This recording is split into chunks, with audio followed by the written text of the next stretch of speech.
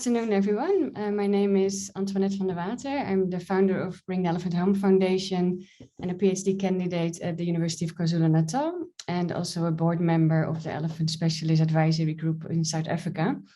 I would first like to thank Share Screen Africa for giving me the opportunity to present my work today, and of course to all of you for joining this event. This work is a joint collaboration between myself and Dr. Michelle Henley, who's the next speaker of Share Screen Africa, and Dr. Lucy Bates and Professor Rob Slowtown. To give a little bit of a background information about myself, I founded Bring the Elephant Home in 2004. We have projects in Thailand and South Africa to ensure the well-being and survival of elephants and contribute to socio-ecological resilience and work towards a world in which people and elephants can thrive. And we do that through conservation action and research, community engagement, and by providing sustainable benefits for people, elephants, and the environment. So today I'm presenting, it's actually the second chapter of my PhD, centered around the value of elephants.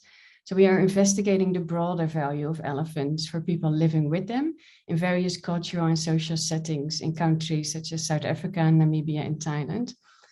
So far, we have collected data through an extensive literature review and through a collaboration between the University of KwaZulu-Natal and Zambia in South Africa. We have collected this perspective on the value of elephants through stakeholder workshops with reserve managers, conservation authorities, elephant scientists, NGOs, and other specialists. And for my PhD, I've conducted 700 community questionnaires, hosted 6 World Cafe workshops, 8 in-depth interviews, and this was all done on 7 sites in 3 different countries. So a little bit of a background on these community workshops. A World Cafe is like a structured conversational process for knowledge sharing and engaging dialogues. And it's a very simple, inclusive, effective, and flexible format. And it kind of ensures that everybody participates and have a say in this process. So during these sessions, we ask people for their input on the value that elephants have for them personally and on their broader community. So how do people feel about living with elephants? And what is the impact of elephants on their lives in both a positive and a negative way? So we aim to increase our understanding of the broader value of elephants and of ways of how elephants can contribute to sustainable development. In short, the outcomes highlighted a need for more equity and the access to the benefits of elephants and more inclusive approaches that provide opportunities, for example, for skill development, job creation, or education about wildlife conservation. So I won't go in this too detailed, but I would like to present methods to assess the value of nature. So despite evidence that long-term sustainability can best be achieved through integrating all the values of nature, current conservation strategies are often one-dimensional, so either focusing on only the economic or ecological values and rarely the social factors. Conservation policies typically focus on managing elephants in protected areas in isolation. Some benefits are emphasized, while others may be neglected. But to give a complete overview of all the values that are associated with elephants, we've added a broader dimension of human values to this value chain. Because ignoring human values, such as equality, environmental justice, or other moral values, can cause risk to both the social system in the form of social unrest or crime, and to the natural system in the form of poaching or exploitation. So incorporating human values in this value chain will create a feedback loop between the benefits that humans experience and biodiversity. So it will create a circular dimension that enhances sustainability. So when we assess the values that elephants have, we first need to acknowledge that nature has value, even if it doesn't directly or indirectly benefit us. So the intrinsic value of elephants is irrespective of their relationship with people. Then we have value that we can use and that we cannot use. And the use of value can then be subdivided in the direct use that is marketable, so we can assign a price tag to it, and things that we don't, that we can use indirectly, so it's non-marketable. And of the non-use valuables, typically cultural, social, and spiritual values are included, but we have added these human or moral values, and that kind of broadened the perspective to the societal importance of elephants. So internationally, the focus is often on the marketable values of elephants. For example, international debates always often center around trophy hunting or ivory trading. And in South Africa, there are discussions often about these issues. For example, how elephants as ecosystem engineers are having a valuable contribution to nature conservation, while others are viewing this as a negative or a destructive force. But to really align conservation strategies with global aspirations, we really need to consider these other benefits, so non-economic, non-use benefits, and the human values that are relevant to elephant conservation. So this changes our perspective of elephant conservation from the traditional focus on elephant issues in isolation to incorporating the societal importance of elephants in conservation strategies. So by doing so, we were bringing together like all possible services, benefits, and values associated with elephants. And we reached a broader perspective on conservation. So one that better represents how nature is valued and perceived by a broader range of stakeholders. This will promote socially acceptable and mutually reinforcing solutions for people, elephants, and the environment. I won't have time to go through all these individual benefits, services, and values that we have identified. But based on this extensive literature review, we defined 16 value categories. So starting on the left with the intrinsic value of nature, to the services that elephants provide, and then the benefits as they are experienced by people, and then at the right, the human values that are important to consider in elephant conservation decisions. I will now summarize these 16 value categories. So starting with intrinsic values, elephants have social and cognitive skills and possess advanced abilities that are similar to people, such as insight, awareness of death, intentional communication, and memory. They respond with empathy to other elephants in need or distress. They have preferred friends, and they work together to solve problems. Considering the intrinsic value of elephants leads to the question whether their interests should be considered in conservation decisions. Because of elephants, natural areas are protected, enlarged, and connected. Elephant migration routes aid in the planning of habitat corridors. In Central African forest, elephants reduce the number of plants and forest stem density, which result in a higher abundance of large trees and a higher wood density. This increases above ground carbon stored by 7%. So it has a huge advantage in terms of climate change mitigation. Then the regulation of ecosystems. Elephants are a keystone species. Some tree species solely depend on elephants for survival, and elephants can disperse seeds over 65 kilometers. Elephant dung contains nutrients that frogs, lizards, beetles, and other animals use. Elephants increase the availability of habitat, grasslands, and nutrients available to other species. They provide accessible water to other species by digging wells, by tramping down riverbanks, and even their footprints can provide a microhabitat for other species. By opening and maintaining open patches of forest, they support grazers, mixed feeders, and small browsers, so they increase biodiversity. And Samburu people sometimes depend on elephants' knowledge to find water tables. Compared to land use for agriculture or other extractive uses, conservation land use that includes elephants keeps land chemical-free. This regulates fresh water quality and air quality. Elephant dung produces compost, and by searching for water and minerals, elephants make nutrient-rich soil accessible. The presence of elephants can also reverse the negative impact of cattle grazing. Then food and medicinal. We can learn from elephants for the development of our own medicine. For example, elephants have 2 extra cancer-fighting genes, which suppress the development of cancer. This may advance medical science and the development of cancer treatment and prevention. Observations from elephant diet, health problems, and self-medicating behavior in Asian elephants have contributed to human medicinal knowledge and human use of medicinal plants.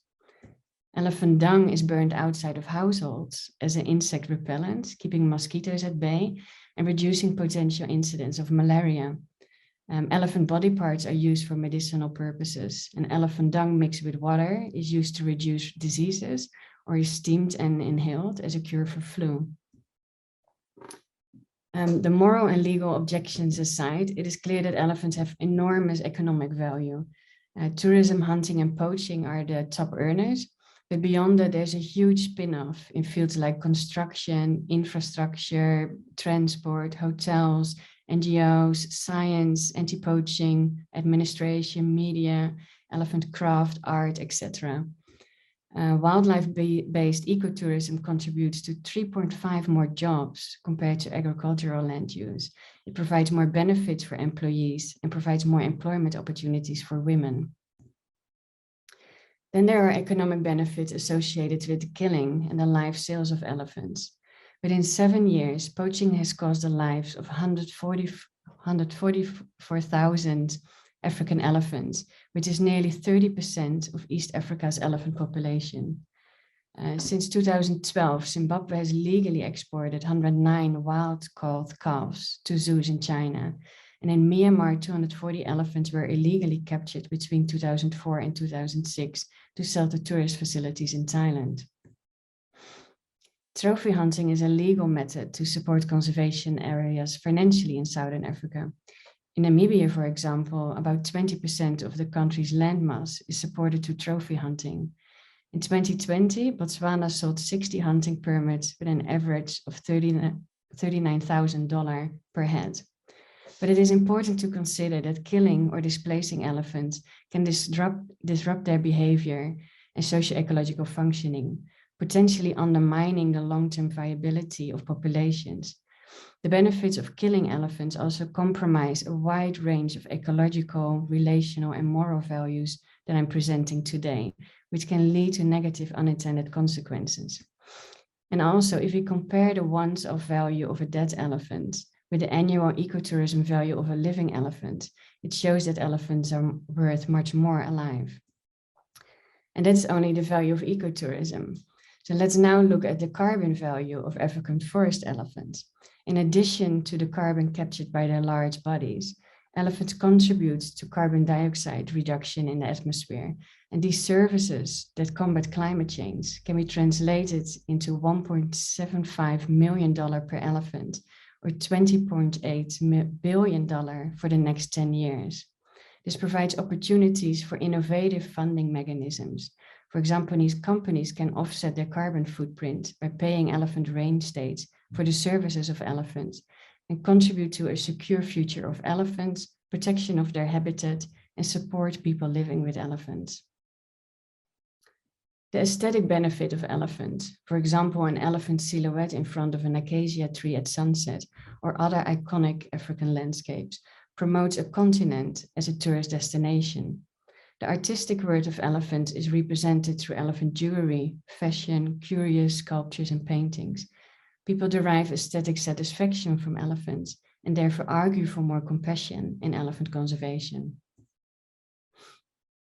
And spending time in nature contributes to increased psychological well-being, reduce mental illness, mental fatigue, or aggressive behavior. Spending time observing elephants in their natural habitat, and everybody here in the audience who experienced this will probably agree, provides inspiration, happiness, and a sense of physical, emotional, and spiritual fulfillment. After chimpanzees, African elephants are the most studied large mammals in sub-Saharan Africa, contributing to increased scientific knowledge of elephants and nature in general. As an iconic species, elephants inspire people to develop interest in them. People study, admire, respect, or worship them, which can influence people's actions and interest in conservation. Many conservation organizations offer educational programs centered around elephants for local communities, which help creating a bond between people and other species, creating more positive attitudes towards conservation in general. The tourist perception of elephants obviously differs from the perception of people sharing habitat with elephants, especially when their crops are impacted by elephants or when fear of elephants impact their lives. Not surprisingly, research showed that people with lower incomes, with negative experiences with elephants, and with little access to or control over land and resources are less supportive of conservation. It makes sense that people prioritize their livelihood. Our own research also showed that sharing the benefit of elephants, including the non-economic benefits such as pride and ownership, contributes to more positive attitudes towards conservation. For conservation strategies to succeed, the needs, aspirations, and values of the people living with elephants need to be placed at its core.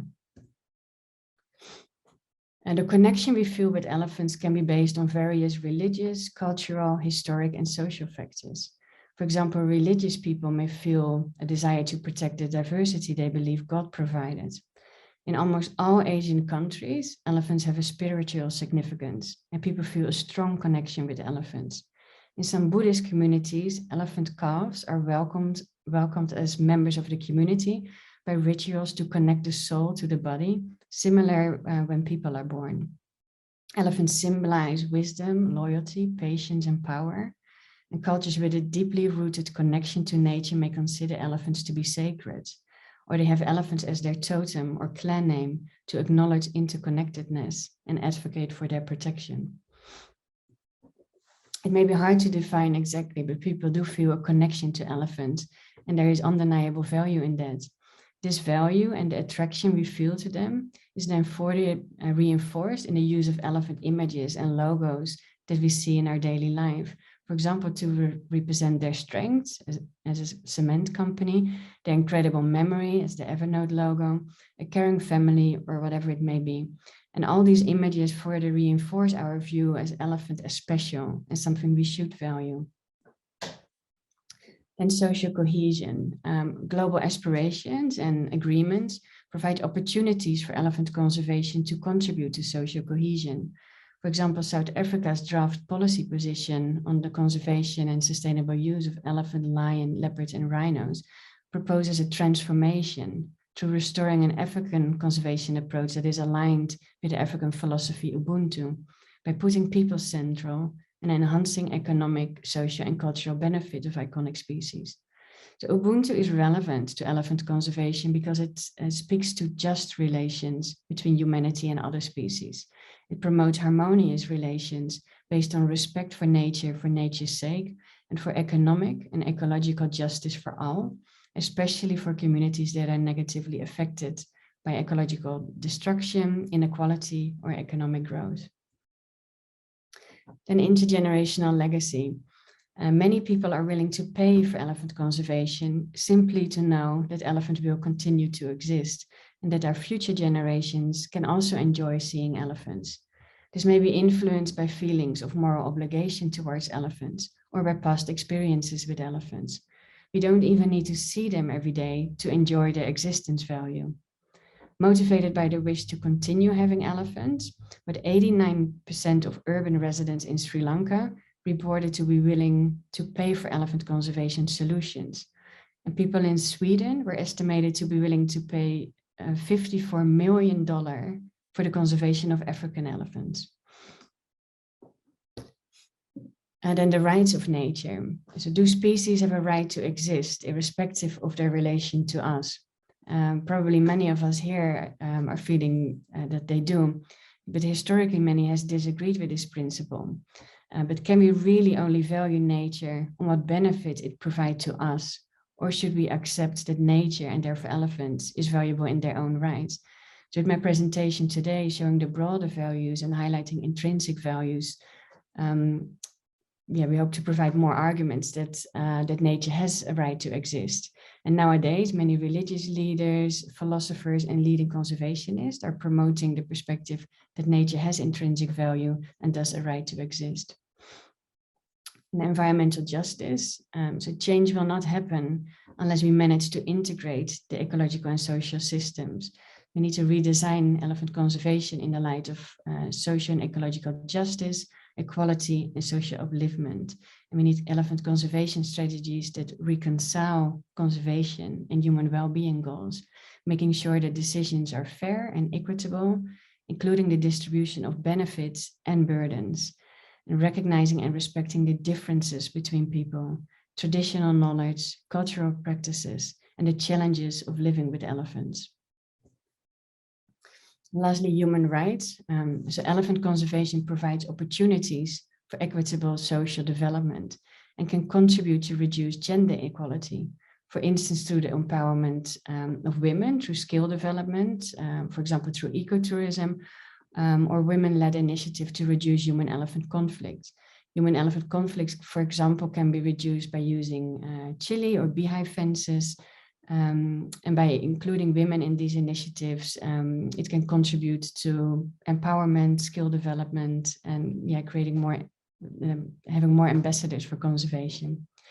Recent policy changes in South Africa proposes inclusive conservation strategies, and not just by promoting participation of local people, by really putting local people at its core and promoting community ownership of conservation initiatives.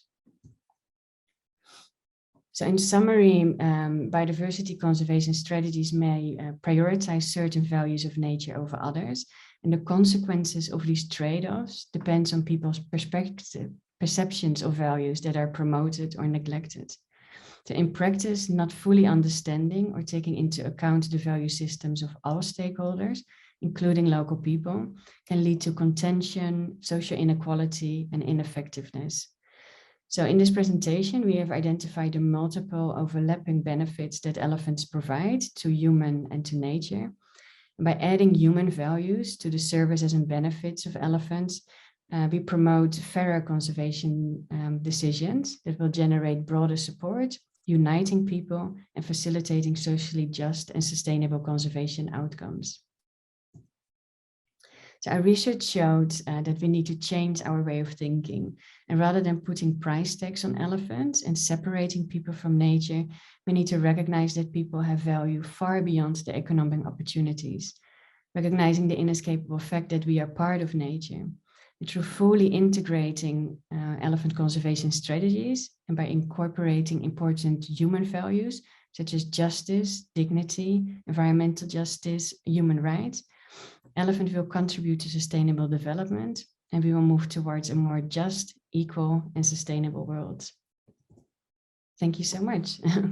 I would like to thank all the collaborators of this study. So we collected data in Namibia, South Africa, and Thailand. Thailand would Bring the Elephant Home in a Room Thai community in a human-elephant conflict area, where Bring the Elephant Home is coordinating some community-based conservation projects. In South Africa, we collaborated with Elephants Alive, Dinoken Game Reserve, Kakana Gardens, and Nourish. And in Namibia with Elephant Human Relation Aid. And I would like to thank my partners, Elephants Alive, ESAC, the Elephant Specialist Advisory Group, University of KwaZulu-Natal, and of course, Share Screen Africa for the presentation today. Thank you so much. That's absolutely amazing. And I'm really interested in what we as African people can learn from how Asian people perceive elephants. And it's not exactly the same elephants, but it's interesting that we cannot often learn from other continents. And this is an interesting case where we can actually learn from how other people in another completely different setting perceive elephants and how their relationships with elephants differ from our relationship with elephants. So that's an interesting advantage that you had there. So everybody, you are now welcome to comment and to ask questions. You can either use the reaction tools at the bottom of the screen, or you can wave at us, or you can write a comment in the chat. Welcome either way. Please take part in the discussion. There are no such thing as a stupid question. But Antoinette, just to get the conversation going, so I'm just going to give you the space to just perhaps comment on my question in terms of how do you perhaps see in African cultures and communities also a spiritual connection to elephants? How do African, and to say African, it's a very broad term. Yeah. Because there are many communities and many cultures in Africa, but are there some that stand out to you perhaps that are also having that connection to elephants? Yeah, yeah, it's difficult to pick some communities out because it's such a broad landscape, and yeah, we've investigated some of it and obviously not all, but definitely there we captured many stories about the spiritual value of elephants. And yeah, I thought the African philosophy of Ubuntu was very relevant, that in many of the discussions we talked about it, of the interconnectedness of all species, but also with past and future generations. Yeah, for example, in Eastern Africa, there was actually a lot of similarity in terms of, for example, when we talk about sustainable use of elephants, how elephants were seen, also the similarity to people, or were seen as like brothers or sisters that deserve the same level of respect. So yeah, that's a lot of beautiful stories that are captured in that long list of values and benefits that we have identified. But definitely, yeah, it was in Asia as well as in Africa that we captured those stories. And yeah, I need to add to my presentation that we focused on all 3 elephant species, so Asian elephants, African forest elephants, and African savanna elephants, with the idea that some of these values are transferable. But in the paper, we've identified what elephant species this benefit or value was associated with, because not all of these are transferable to all species. And I also have to add that in this paper, which is a very long paper, we only focus on the positive, the services, benefits, and values associated with elephants. And are obviously a lot of disservices that we identify in another paper. So for example, when we talk about the ecological benefit of elephants and how elephants increase biodiversity, it doesn't mean that in other contexts they may have a negative impact on vegetation. Yeah, I think that's important to add that that it's not all just positive, but there are also negative forces, and we try to balance that and create with different papers, like create a complete picture. From Sibyl Redmiller, wow, elephants for carbon offsets. Could you perhaps elaborate a little bit about the potential for carbon offsets and what mechanisms can reserves use to that are protecting elephants to participate in that? Yeah, there are really interesting studies going on in Central Africa, focusing on the forest elephants. Yeah, that's done with an incredible research team and with the IMF. So they're really diving into the economics of that, yeah, measuring the carbon offset and then translating that into the economic value. They did it for forest elephants and also for whales. And they're looking now into these alternative funding mechanisms, like how can you translate this huge contribution to mitigating climate change to financial markets, and how can you create like a global market in which like big international companies can offset their carbon footprint and and support elephant range countries in a way that that supports elephant conservation, but also provides support for human-elephant coexistence. So yeah, there's a lot of, another paper just came out, so that research group is very actively working on that, and yeah, it's very important, I think, to follow that research and to really have a broader perspective. Like if we are looking at economic values, like what are the alternatives from the more like extractive way of using nature to a way that leave nature as it is, and translate that economic value in a way that can actually support nature conservation. So you just so happen to also answer the question of Julia Alexander that commented also on the carbon benefits of elephants. Then a question from Linda Park.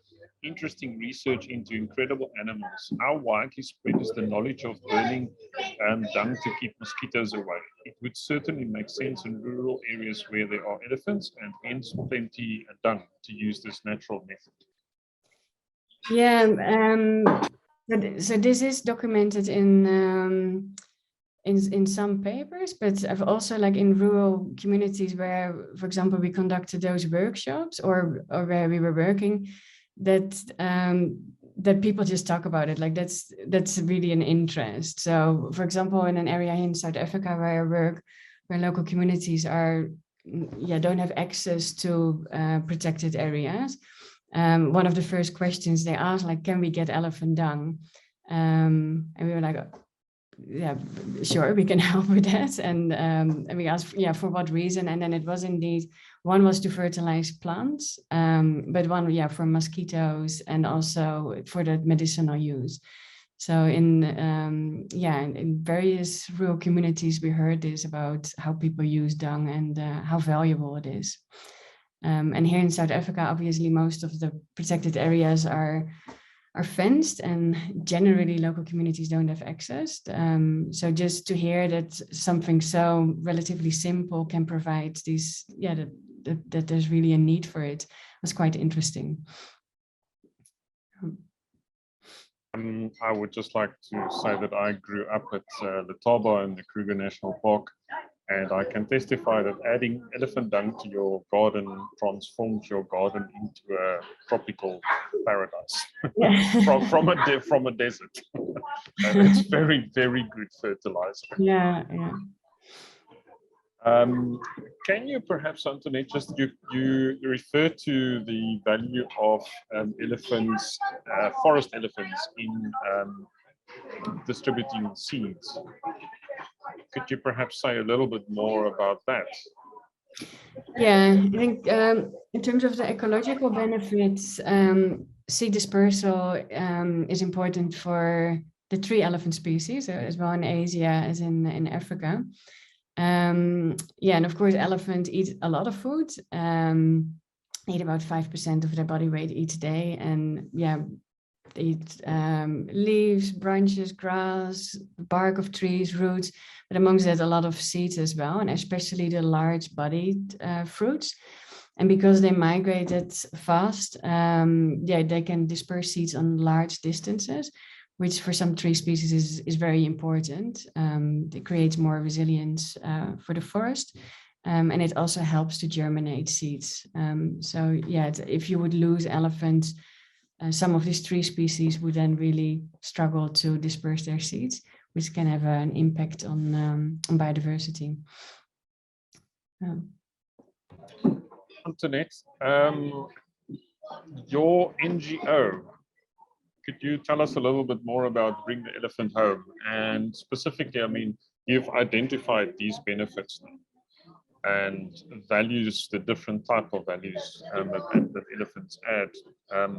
How do we communicate this and integrate it into policies? And how does this knowledge now benefit communities? Yeah, that's a good question. Thank you for that.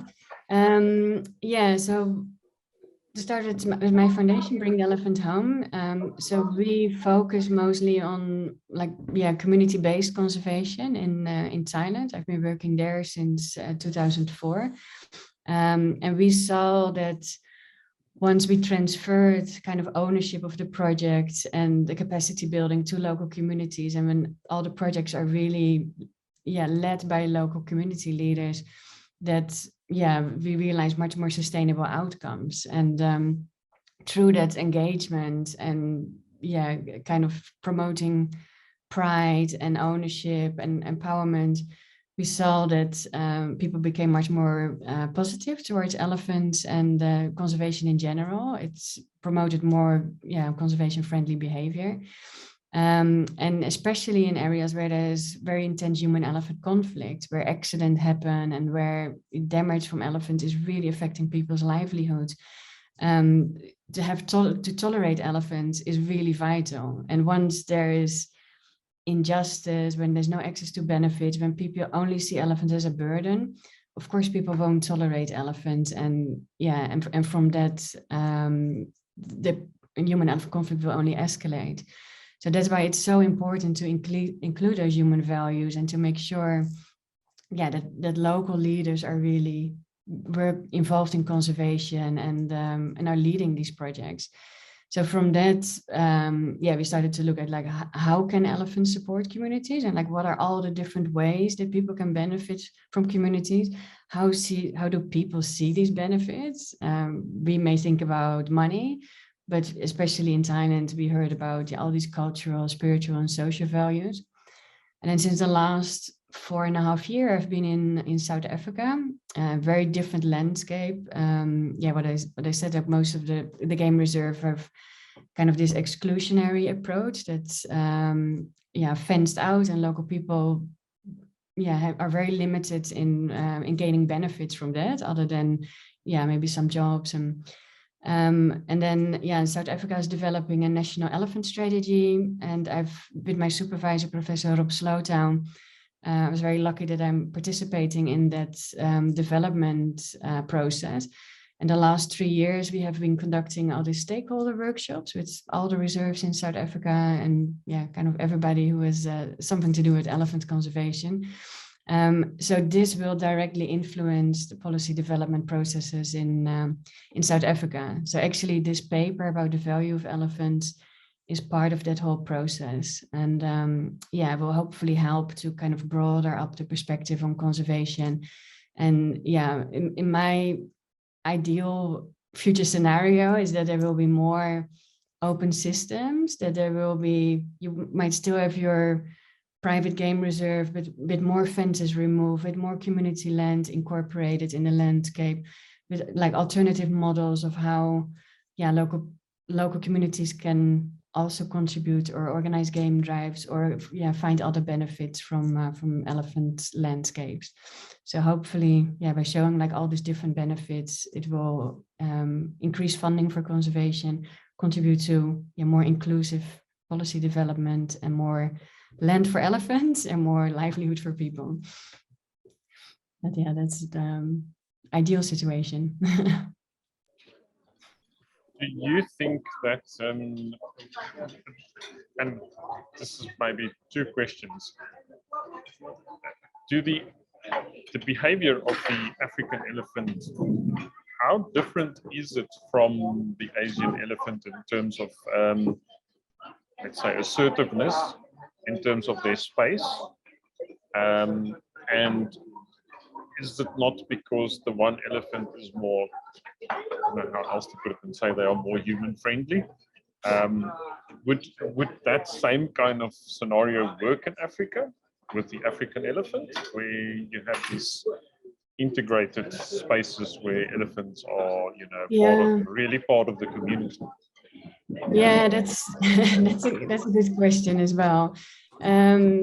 Yeah, because like I've worked in these different areas, and yeah, like there's this general census that African elephants are more wild, right? I think because of there's so many elephants in captivity in Asia. About a third of the elephants in Asia lives in captivity.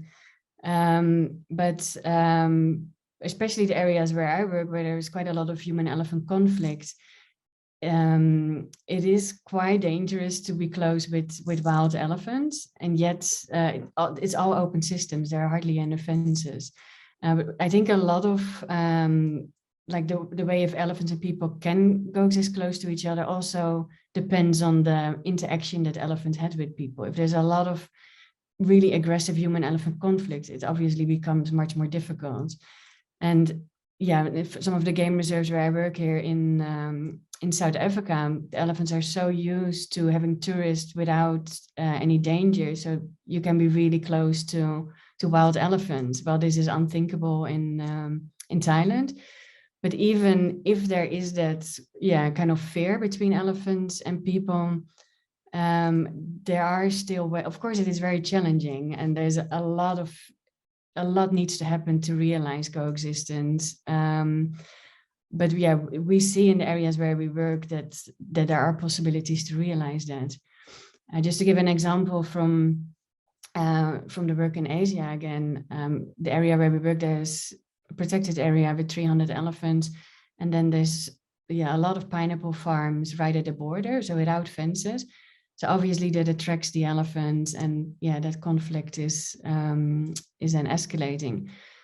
So to reduce that without fences is really challenging. And you can promote tolerance, but still these elephants are damaging crops. So yeah, we're looking for many different solutions to prevent that. For example, by using bees, but then still pineapple is so attractive to elephants. So from that, we are trying to work with farmers to change the crops that elephants don't like to eat.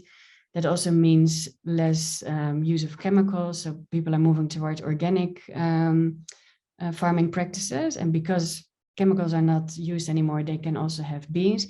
So it's like step by step engaging people in like alternative livelihoods and like creating a landscape that will help for people and as well as elephants to thrive.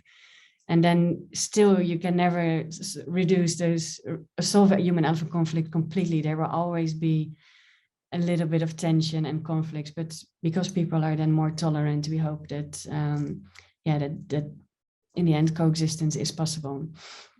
In Eastern Africa, there are open landscapes, like South Africa is really it's really used to having these hard boundary fences, and there's a lot of game reserves with by high density human populations, and maybe in those areas it's not possible, but there's also like all government national parks have adjacent nature reserves with elephants or community reserves. So there is a natural landscape surrounding where fence removal will be possible, and maybe that's a first step. So it doesn't mean remove fences completely, but maybe step by incorporating different types of land use that could help to move in that transition to more space and more inclusivity of conservation. Thanks, Antoinette. I just want to refer, Julie also wondered about the same thing that I was wondering about. What are the next steps with your research? And how do you imagine this work being used by global actors who can create change? Global compacts to limit trade or financing initiatives underpinned by, for example, the task force and nature-related financial disclosures or other such programs. Is this on your horizon, or is the focus more on local policy development? That's definitely something I'm super interested in, and I have been in touch, for example, with that group that is working on climate change and the carbon credits. And definitely once this paper has been published, I did a presentation for that group before, and hope I can do that again. And then hopefully this can be picked up and used for the development of those financial initiatives. Of course, this needs to be done on a really broad international scale. So it's great to see that there's that interest and that there's people pushing for that. I hope I can contribute to that at some point. My first priority is to get this all published. And then I'm very excited with the collaboration with the government in South Africa. And from that, hopefully it can grow, and it will be great if this can help to create alternative funding for conservation. So if there are any ideas, please get in touch. Thank you, Antoinette. I see Moira McFarlane, she has commented as well. Moira, where are you, if I may ask? Because you look like you are somewhere in nature in an interesting space. Please unmute yourself. Hi, Moira. Hi, Antoinette. I'm in Scotland at the moment. Oh, beautiful. That's all right. To Antoinette. Thank you for supporting the elephants from Scotland. And nice to see you again, Moira. I learned a lot from you today, and I just want to say thank you for the time that you took in preparing this, and we will distribute this as widely as possible to make it available for everybody else to learn from your work. And thank you for the hard work that you put into the research for this. This is not a straightforward subject that you took on, and it's very, very complex, but that makes it interesting. It has been very interesting to dive into that, and yeah, see how broad can it get. It's during the process there were so many categories that we added, and yeah, so I'm really happy with what came out of it, and yeah, hopefully it can be useful for policymakers and managers, and yeah, who knows, maybe it can contribute to to conservation finance at some point. That will be great. Yeah, I think what's so interesting is this, all the different aspects and different perspectives that you brought into this. And that is something that we at Share Screen Africa is totally passionate about, that you have different ideas and different perspectives from all over the continent that everybody can borrow from. Yeah. You know, one idea is not going to fit all of Africa. But if you put all the ideas in the pot and you can see at your reserve or your country, you can use these ideas, and perhaps there's one in there that you haven't thought of yourself. If that happens, then we all win. Antoinette, thank you so much for your time. We really appreciate it. And yeah, we look forward to the next installment of this with Dr. Michelle Ainley.